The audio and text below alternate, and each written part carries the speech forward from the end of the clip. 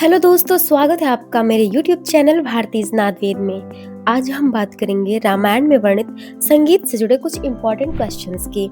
अगर आप संगीत प्रेमी हैं या किसी कॉम्पिटिटिव एग्जाम्स की तैयारी कर रहे हैं तो यह वीडियो आपके लिए बेहद खास है। तो बिना किसी देर के आइए वीडियो शुरू करते हैं। और ये रहा आज का हमारा पहला क्वेश्चन। व्युत्क्रम अवस्था में दत्तिल ने कुल कितनी तानों का वर्णन किया है? और इसके ऑप्शंस हैं 5040, 5030, 5033 या फिर 2070। तो दोस्तों इसका सही जवाब है ऑप्शन नंबर सी यानी 5033। हमारा अगला क्वेश्चन है, पिल्लीनाथ के अनुसार आश्रयभूत गीत कौन सी है? एंड द ऑप्शंस आर विभाषा, बेसरा, साधारणी या फिर भाषा। तो इसका सही जवाब है ऑप्शन नंबर बी यानी बेसरा। नेक्स्ट क्वेश्चन है, अतोद्य शब्द किस ग्रंथ में वर्णित है? A Natyashastra, B Ramayana, C Amarkosh, D A B C तीनों। अतोद्य शब्द का उल्लेख इन तीनों ग्रंथों में है यानी option number D is the right answer. हमारा अगला क्वेश्चन है, प्राचीन युग से वर्तमान युग तक कितने प्रकार के स्वर संवाद प्रमुख रूप से प्रचलित रहे? ए 2, बी 3, सी 4, डी 1। तो इसका सही जवाब है ऑप्शन नंबर बी यानी 3। इसके साथ ही हमारा अगला क्वेश्चन है, रामायण में लव कुश को काको कला किसने सिखाया था? ऑप्शंस हैं वाल्मीकि मुनि, व्यास मुनि, नारद मुनि या फिर माता सीता। तो इसका सही जवाब है ऑप्शन नंबर ए यानी वाल्मीकि मुनि। ये विष्णु धर्मोत्तर पुराण के कौन से खंड में सांगीतिक वर्गीकरण प्राप्त होता है? ए 5, बी 7, सी 2, डी 3।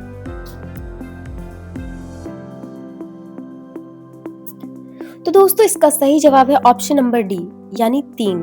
नेक्स्ट क्वेश्चन है, रामायण काल संगीत में हाथ से ताल प्रदर्शित करने वाले को क्या कहा जाता था? एंड ऑप्शंस आर पाणिधर, पाणिवादक, पाण शिक्षक या फिर पाणी। तो इसका सही जवाब है ऑप्शन नंबर बी यानी पाणिवादक।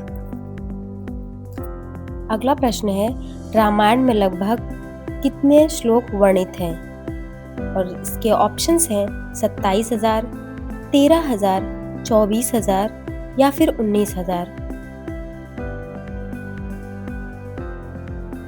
तो इसका सही जवाब है ऑप्शन नंबर सी यानी 24,000। अगला सवाल है, रावण कौन सा वाद्य बजाता था? ए मृदंग, बी वीणा, सी बांसुरी, डी शंख।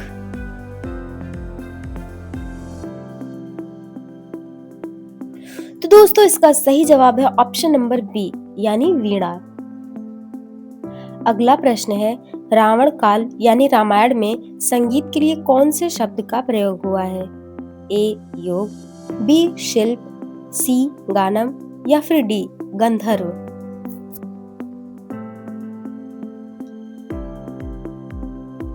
तो दोस्तों इसका सही जवाब है ऑप्शन नंबर डी यानी गंधर्व।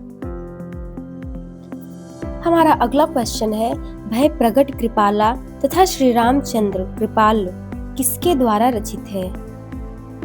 ए वाल्मीकि, बी नारद मुनि, सी तुलसीदास, डी बलरामाचार्य। दोस्तों इन दोनों स्तुतियों की रचना तुलसीदास जी ने की है यानी option number C is the right answer. Ramayana काल में गायन करने वाली जातियों को किस संज्ञा से संबोधित किया गया है? ए गंधर्व, बी कुशीलव, सी मागध या फिर डी सामग। तो इसका सही जवाब है ऑप्शन नंबर बी यानी कुशीलव। नेक्स्ट क्वेश्चन है, रामायण में 4 प्रकार के वाद्यों को कौन सी संज्ञा प्राप्त है? ए पुष्कर, बी अतोद्य, सी मलिच या फिर डी कोई भी नहीं। तो दोस्तों इसका सही जवाब है ऑप्शन नंबर बी यानी अतोद्य। रामायण के कौन से अध्याय में मूर्छना का वर्णन प्राप्त होता है? प्रथम, द्वितीय, तृतीय या फिर चतुर्थ?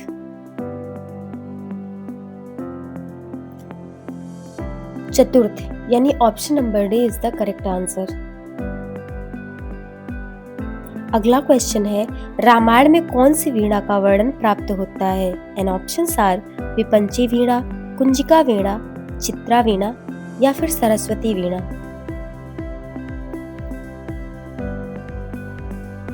तो इसका सही जवाब है ऑप्शन नंबर ए यानी विपंची वीणा।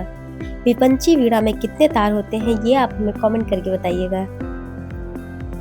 हमारा अगला प्रश्न है, रामायण काल में वृंदवादन को क्या संज्ञा प्राप्त थी? और इसके ऑप्शंस हैं समूह गान, तूर्य, देवगान या फिर गात्र। तो इसका सही जवाब है ऑप्शन नंबर बी यानी तूर्य।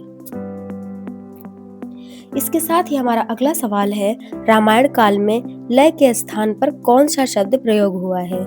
ऑप्शंस हैं काल, प्रमाण, वृत्ति या फिर त्रुटि।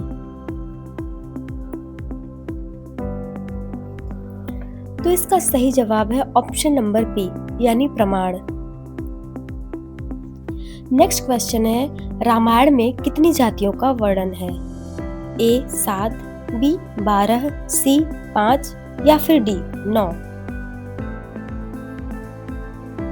तो दोस्तों इसका सही जवाब है ऑप्शन नंबर ए यानी 7।